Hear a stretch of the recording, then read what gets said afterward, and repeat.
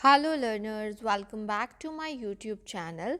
And इस video में मैं आप लोगों के साथ डिस्कस करूंगी लेक्चर 87 जो मैंने यूजीसी नेट कॉमर्स के लिए एमसीक्यूज़ की सीरीज स्टार्ट की हुई है। ओके और इससे पहले के जो लेक्चर्स हैं पार्ट 1 टू पार्ट 86 उनकी जो वीडियोस हैं उनकी प्लेलिस्ट का लिंक मैंने आप लोगों को डिस्क्रिप्शन बॉक्स में प्रोवाइड किया है। एंड ये वीडियोस आप लोगों के लिए बहुत ज़्यादा हेल्पफुल रहने वाली है, तो आपने कोई भी वीडियो मिस नहीं करना है। ओके तो हम स्टार्ट करते हैं लेक्चर 87 को। फर्स्ट क्वेश्चन देखिए, which of the following statements is not correct. आपको यहाँ जो स्टेटमेंट्स दी गई हैं आपको बताना है कौन सी करेक्ट नहीं है। सो देखिए ये क्वेश्चन रिलेटेड है ज़ीरो बेस बजटिंग से। ओके बजटरी कंट्रोल है ना आपका एक यूनिट में अकाउंटिंग में, तो आपको ध्यान रखना है। और एक चीज़ ध्यान रखना, स्टेटमेंट्स वाले क्वेश्चन बहुत आते हैं, तो अगर आपका कॉन्सेप्ट क्लियर होगा तो आप इजीली आंसर दे पाएंगे। देखो फर्स्ट स्टेटमेंट पढ़ते हैं, zero base budgeting is also known as de novo budgeting. बिल्कुल करेक्ट है। ज़ीरो बेस बजटिंग को हम लोग क्या बोलते हैं? De novo budgeting. Zero base budgeting होती है जो बिल्कुल स्क्रैच से स्टार्ट की जाती है, जैसे प्रीवियस ईयर का डाटा हम उसमें नहीं लेते हैं, स्क्रैच से बिल्कुल स्टार्टिंग से ज़ीरो बेस, तभी तो नाम पड़ा ना ज़ीरो बेस, इसीलिए इसको डिनोवा बजटिंग भी इसके लिए टर्म यूज़ की जाती है बिल्कुल न्यू से। In zero base budgeting every year is taken as a new year and the previous year is not taken as a base. जैसा कि मैंने आपको बताया प्रीवियस ईयर को बेस नहीं लिया जाता है। उसके बाद देखिए, research and development is an example of long period budget. देखो अगर हम टाइम के बेसिस पे बजट का क्लासिफिकेशन करें तो दो टाइप की हम बात करते हैं, लॉन्ग टर्म शॉर्ट टर्म, वैसे कई मीडियम टर्म भी बात करते हैं, बट लॉन्ग टर्म की अगर हम बात करें तो रिसर्च एंड डेवलपमेंट, बिल्कुल रिसर्च एंड डेवलपमेंट हम लॉन्ग टाइम के लिए होता है और लॉन्ग टर्म बजट बनता है इसका काफ़ी सालों के लिए। सो बिल्कुल करेक्ट है। तो तीनों स्टेटमेंट ही आपकी देखिए करेक्ट हैं। तो हमसे पूछा कौन सी नॉट करेक्ट है, तो आंसर नन ऑफ दीज आएगा, because all these three are correct. तो नॉट करेक्ट क्या होगा? None of these. तो इसमें ना कई बार आप none of these not word में कंफ्यूज हो जाते हो, तो आपने ध्यान से पढ़ना है और देखना है कि हमसे पूछा क्या गया है और ऑप्शन में क्या दिया गया है। नेक्स्ट पर्टिकुलर क्वेश्चन आपका टैक्स से रिलेटेड है। आपको देखिए क्या करना है, for computing the total income of an SSC and the tax payable by the SSC arrange the following steps in sequence. आप एसएससी की टोटल इनकम निकालते हैं और उस पर कितना टैक्स पेबल है, इसकी जो इवेंट्स होती हैं, जो इसके स्टेप्स होते हैं, एक प्रॉपर सीक्वेंस होता है, तो वही आपको इससे रिलेटेड कुछ 4 स्टेप्स दी गए हैं। आपको जो है इसको प्रॉपर सीक्वेंस में लगाना है। देखिए आपको क्या क्या दिया हुआ है, deduct the deductions permissible under section 80C to 80U of the act for computing the total income. Second में क्या दिया हुआ है, classify the income under each of the above 5 heads. 5 heads की जो बात हो रही है वो कौन से हैं आपके?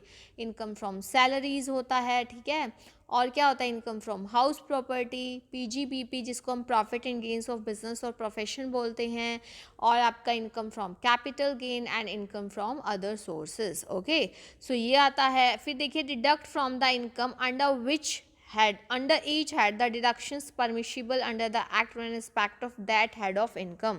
और उसके बाद है calculation of income tax payable. अब मैंने आपको ये चारों बताए स्टेप्स। अब आप देखिए तो सबसे पहले क्या होगा, जो अलग अलग आपको मान लो कोई क्वेश्चन दिया या कुछ भी, आप क्या करोगे, पहले देखोगे 5 हेड से रिलेटेड इनकम अलग अलग उसको क्लासीफाई करोगे, इसके अकॉर्डिंग ये फर्स्ट स्टेप आ गया। सेकंड आपका सेकंड क्या होगा स्टेप आपका, जो भी आपको जैसे पता है सैलरी में हमें स्टैंडर्ड डिडक्शन मिलती है लाइक 50,000 की, ऐसे ही आपको हाउस प्रॉपर्टी में भी उससे इंटरेस्ट से रिलेटेड डिडक्शंस मिलती है। हर हेड की, इंडिविजुअल हेड की जो डिडक्शन है उससे रिलेटेड वो आप क्या कर दोगे, डिडक्ट कर दोगे, ठीक है। तो ये हमारा क्या हो जाएगा, सेकंड स्टेप हो जाएगा। उसके बाद अब आप जब ये कर लेते हो तो आपकी क्या आ जाती है, gross total income. Gross total income में से डिडक्शन लेस करते हैं फ्रॉम 80C to 80U। सो आप लोगों के पास ये वाला हो जाएगा थर्ड स्टेप।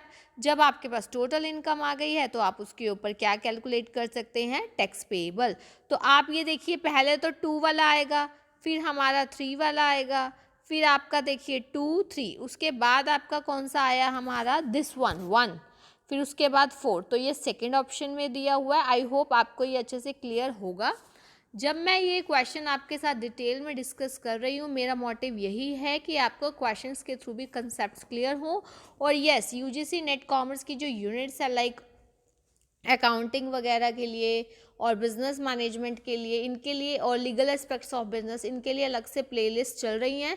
तो उनका लिंक भी मैंने आप लोगों को डिस्क्रिप्शन बॉक्स में प्रोवाइड किया है, क्योंकि उनमें टॉपिक्स के बारे में डिस्कशन किया गया है डिटेल में। ओके, नेक्स्ट क्वेश्चन देखिए, अगेन इनकम टैक्स से रिलेटेड है।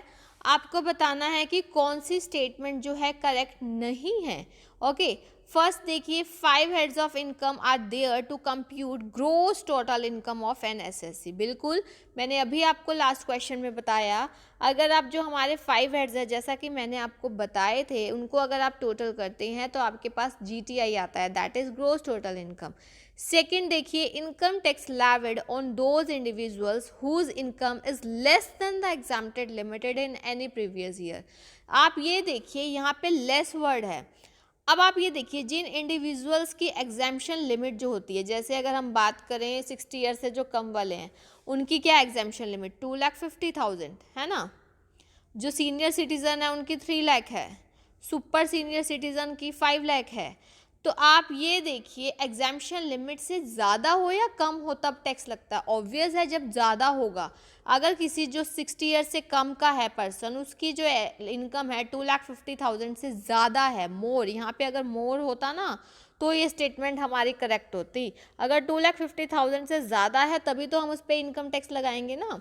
तो ये वाला इस लेस वर्ड की वजह से जो है ये हमारी स्टेटमेंट रोंग हो जाती है।